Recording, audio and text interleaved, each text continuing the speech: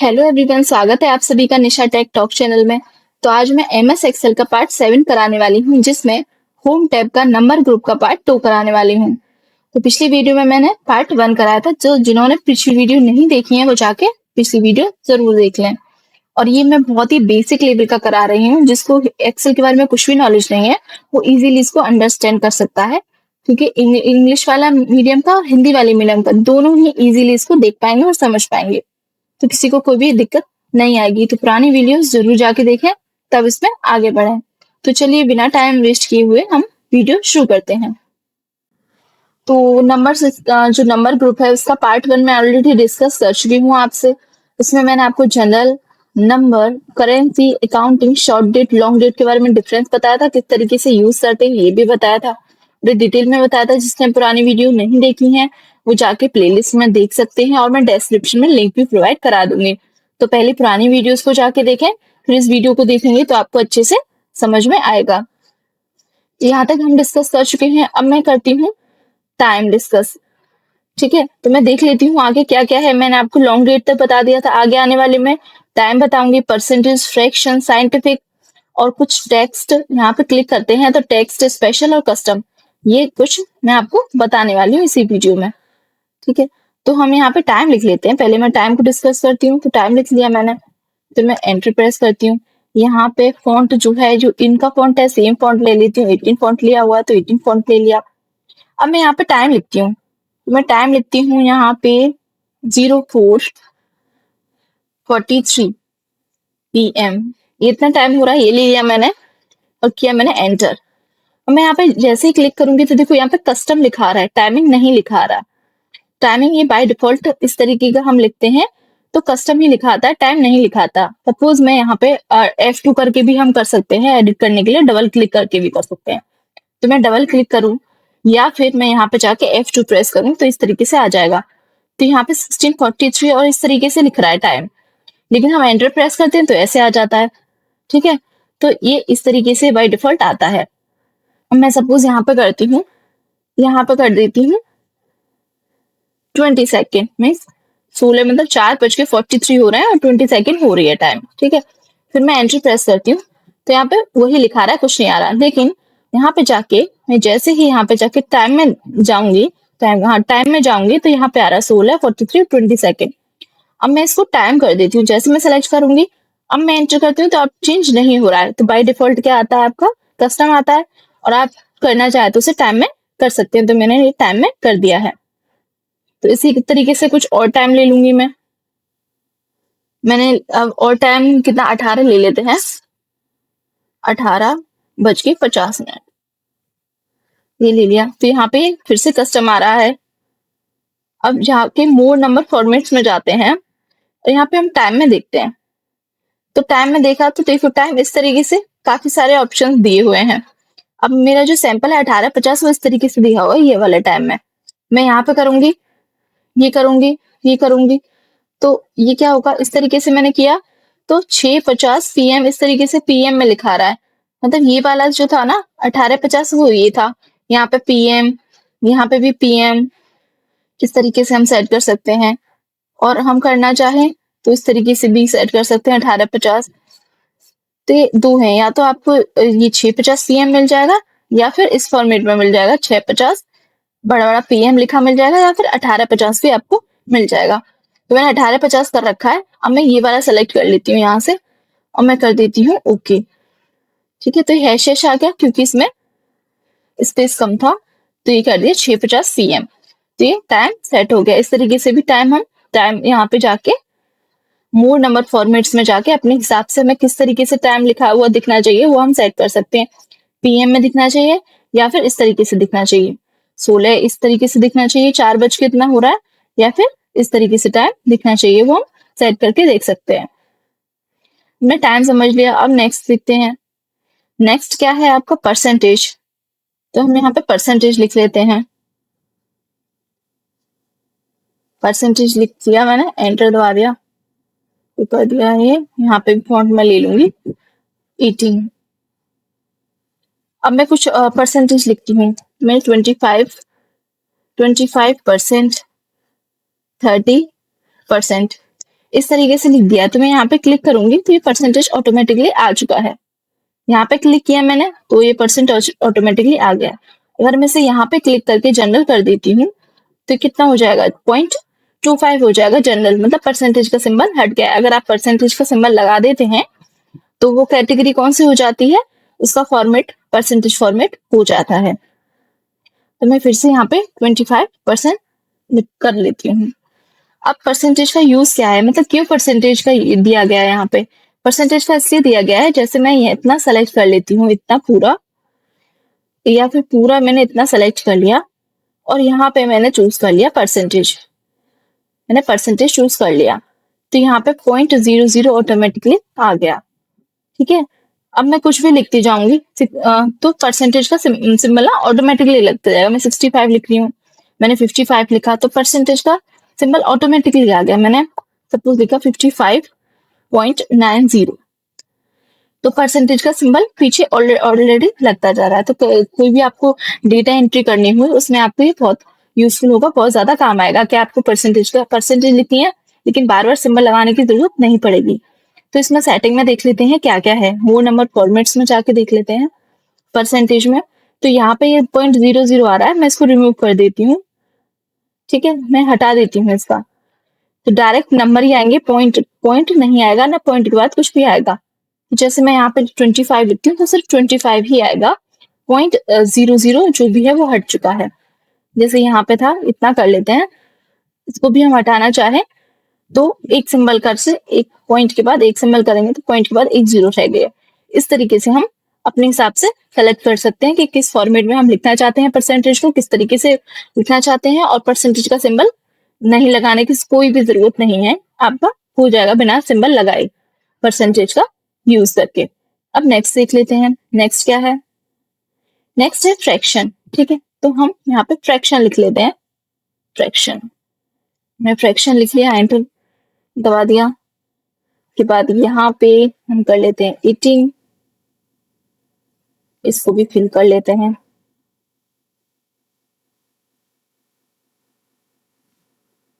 तो फ्रैक्शन में क्या है कि आप सपोज कुछ भी लिखते हो, फ्रैक्शन के लिए आपको पॉइंट में लिखना पड़ेगा, है ना। तो आपने लिख लिया 0.25 लिख लिया तो जीरो ऑटोमेटिकली लग गया है। 50.09 लिख लिया, 30 पॉइंट कुछ भी लिख लिया आपने, 03 लिख लिया, है ना, कुछ भी लिख लीजिए आप, 0.38 लिख लीजिए, इतना लिख लिया, पहले हमने इतना लिख लेते हैं। अब ये है, ये जनरल आ रहा है, ये सब जनरल आ रहा है, देखो इसका फॉर्मेट पूरा जनरल है, जनरल कैटेगरी का है। अब हम क्या करेंगे, यहाँ पे क्लिक करेंगे और हमने क्या किया, फ्रैक्शन कर दिया तो ये 1/4 आ गया। अब यहाँ पे क्लिक करके देखो, यहाँ पे भी शो करता है, यहाँ पे आप देखोगे ना तो इसमें फ्रैक्शन में 56 आएगा, 56। ये जो है इसके फ्रैक्शन में क्या आएगा, 8/9, 38/9।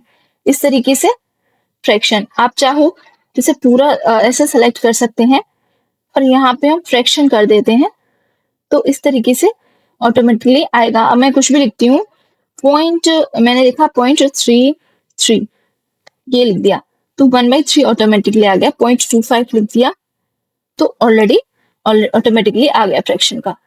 इस तरीके से ऑटोमेटिकली आ जाएगा।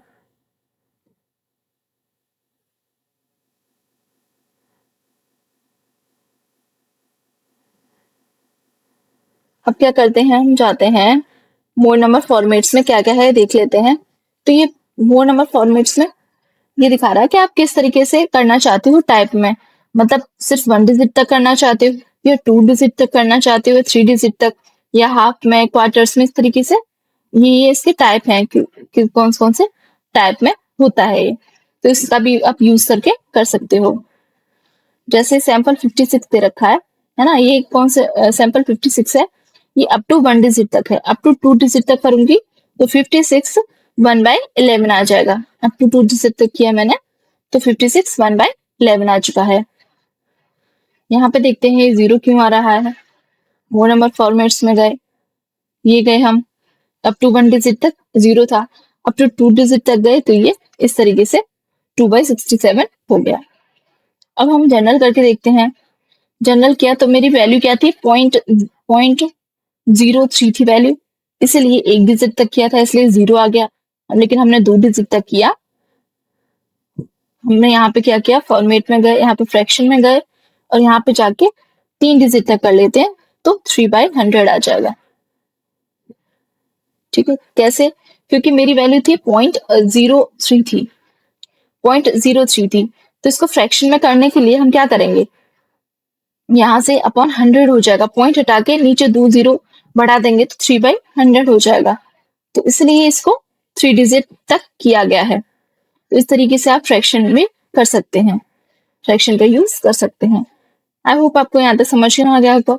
आपको कोई भी क्वेरी हो, कुछ भी पूछना हो तो आप कमेंट बॉक्स में कमेंट करके पूछ सकते हैं, आपकी क्वेरी क्लियर की जाएगी। फ्रैक्शन आपने समझ लिया, अब नेक्स्ट देखते हैं। नेक्स्ट क्या है, फ्रैक्शन के बाद है साइंटिफिक। तो ये भी देख लेते हैं साइंटिफिक क्या है। ये साइंटिफिक, अब मैं कुछ भी वैल्यू लिखती हूँ। साइंटिफिक में क्या है कि कोई भी जैसे बड़े नंबर्स होते हैं, ज्यादा लार्ज नंबर होते हैं, तो उनको क्या होता है, वो वैसे हो जाते हैं कन्वर्ट। ठीक है, ये हो गया एंटर, इस तरीके से कन्वर्ट हो गया। ये बड़ा नंबर था, मैंने बड़ा नंबर एक और टाइप करती हूँ। पहले इसको फॉन्ट भी थोड़ा सा मैनेज कर लेती हूँ, तो इसको छोटा कर देती हूँ थोड़ा। इसको थोड़ा छोटा किया है मैंने, इसको थोड़ा ज्यादा बड़ा कर दिया है। अब मैं इसको फॉन्ट भी पहले बराबर कर लेती हूँ ताकि आपको क्लियरली दिखेगा। 18 कर लिया मैंने फॉन्ट। अब देखो फॉन्ट बड़ा होते ही ये जो है बड़ा हो गया, तो इस फॉर्म में आ गया। मैं कोई छोटा नंबर ले लेती हूँ, बस इतना ही ले लेती हूँ ताकि सेल से बाहर ना निकले। क्योंकि इतना लेंगे, सेल में फिट हो गया। अब यहाँ पे ये आप देखोगे ई क्यों आ रहा है, देखो ई का मतलब यहाँ पे एक्सपोनेंट होता है, ई का मतलब एक्सपोनेंट होता है। आप यहाँ पे देखोगे तो ये जनरल आ रहा है, जनरल लिखा आ रहा है, मतलब आपके जो नंबर्स होते हैं वो बहुत ज्यादा बड़े हो जाते हैं, तो इस तरीके से ई आता है एक्सपोनेंट। मतलब ई मतलब 10 to the power जो भी होती है 14, 08, इस तरीके से एक्सपोनेंट होता है। ठीक है, अब देखो ये आ रहा है जनरल। अब हमें इसको साइंटिफिक में जैसे कन्वर्ट करेंगे तो इस तरीके से आ जाएगा। जैसे यहाँ पे जनरल में मैं लिख दे रही हूँ, एक बार इसको कॉपी कर लेती हूँ, आपको डिफरेंस समझ में आएगा जनरल और साइंटिफिक में। मैंने कर दिया यहाँ पे पेस्ट, इसको भी मैंने कॉपी कर लिया, इसको भी कर दिया यहाँ पे पेस्ट। अब मैं इसको थोड़ा सा बड़ा कर देती हूँ साइज। अब ये देखो ये बड़ा कर दिया, द सेल में इजीली फिट आ गया। तो अब ये इस तरीके से नहीं आ रहा है जनरल। अब सबका मैं डिफरेंस बताती हूँ। ये मैंने गई यहाँ पे, मैंने जनरल में देखा तो इस तरीके से आ रहा है लिखा हुआ, इस तरीके से लिखा हुआ आ रहा है।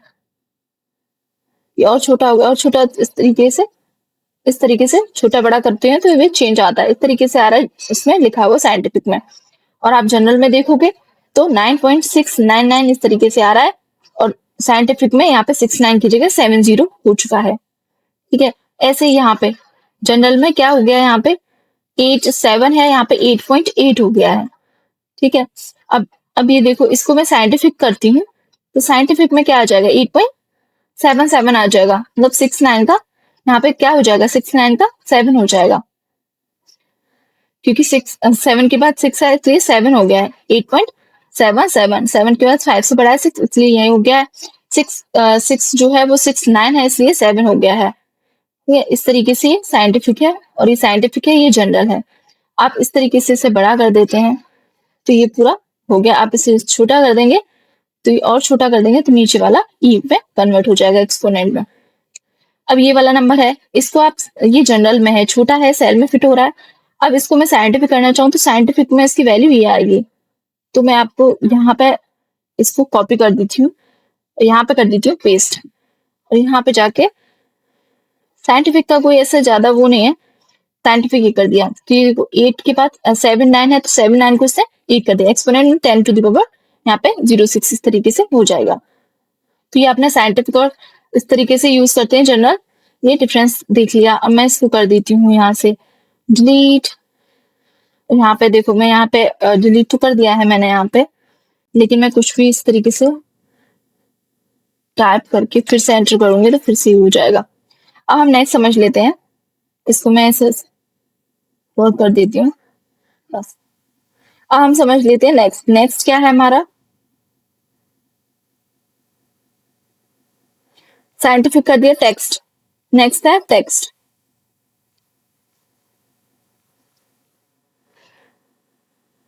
एंटर कर दिया। अब टेक्स्ट समझ लेते हैं। जैसे मैं कुछ करती हूँ, यहाँ पे लिखती हूँ निशा, लिख देती हूँ निशा, और दूसरे वाले में लिख देती हूँ मैं कोई भी नंबर लिख देती हूँ।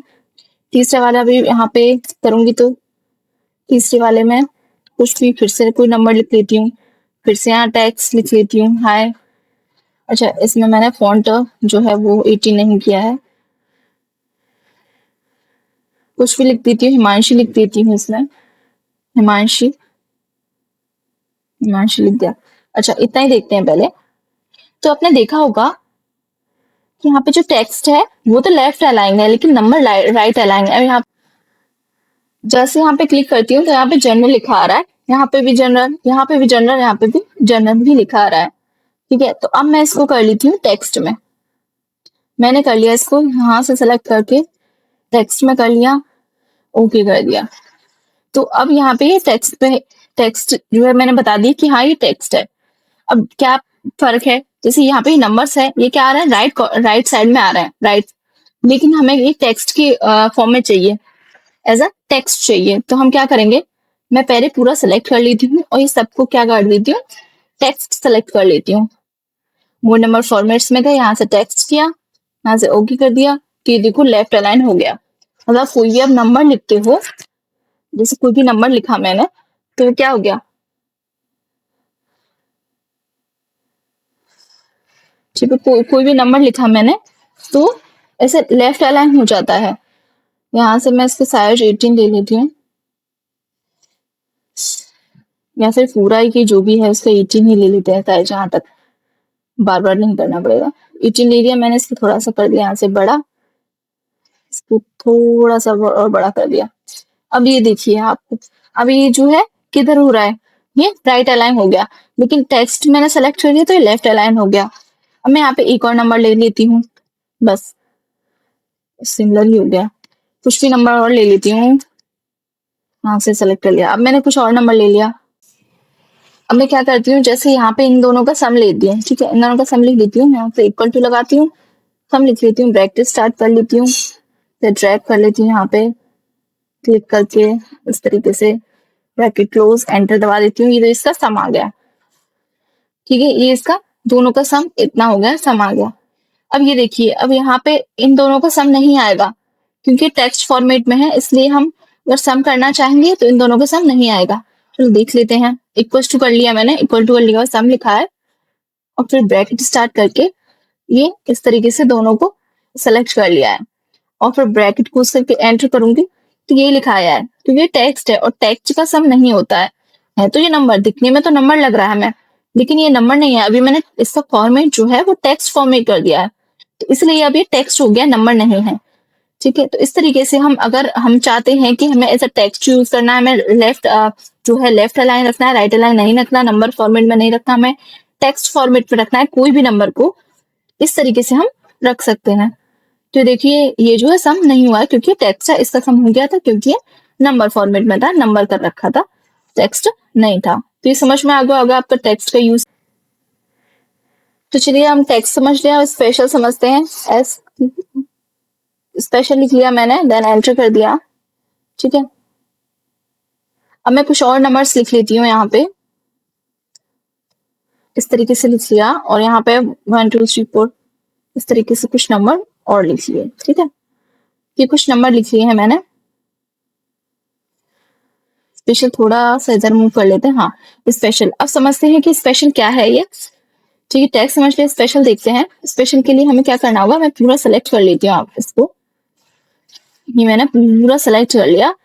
अब यहाँ पे जाऊंगी मैं, मोर नंबर फॉर्मेट्स में जाऊंगी, स्पेशल में जाऊंगी, और ये क्या है, जिप कोड, मतलब आप किस तरीके से लिखना चाहते हो, जिस जिप कोड लिखा होता है उस तरीके से। तो ये सैंपल इस तरीके से, जिप कोड +4, तो ये क्या होगा, द जिप कोड, और लास्ट में जो 4 है वो इस तरीके से हो जाएंगी। ठीक है, डैश लगा के लास्ट के जो 4 है, 4 नंबर्स है, वो इस तरीके से हो गए हैं।